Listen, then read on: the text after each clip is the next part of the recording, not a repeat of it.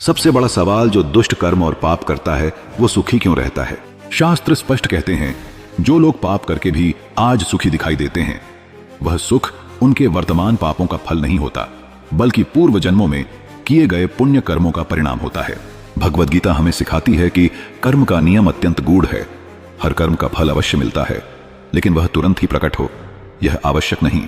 इस जीवन में मनुष्य जो सुख या दुख भोगता है वह अधिकतर उसके प्रारब्ध कर्म का परिणाम होता है जो पहले से ही निश्चित होता है।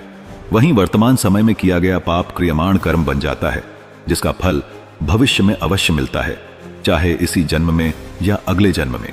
गरुड़ पुराण बताता है कि पाप का प्रभाव सबसे पहले मन और आत्मा पर पड़ता है।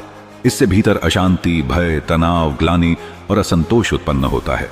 इसलिए बाहर से कोई व्यक्ति चाहे जितना सुखी दिखाई दे, भीतर से वह अशांत और बेचैन रहता है।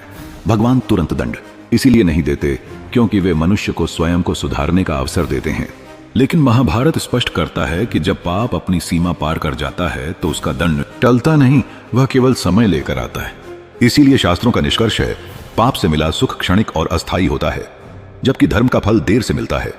आज जो धर्म का पालन करने वाला कठिनाइयों में दिखता है वही आगे चलकर भीतर से सबसे अधिक शांत, दृढ़ और निर्भय बनता है क्योंकि उसका जीवन सत्य और धर्म पर आधारित होता है। अगर ये वीडियो आपको पसंद आया हो तो लाइक और शेयर जरूर करें और कमेंट में लिखें धर्म ही सत्य है।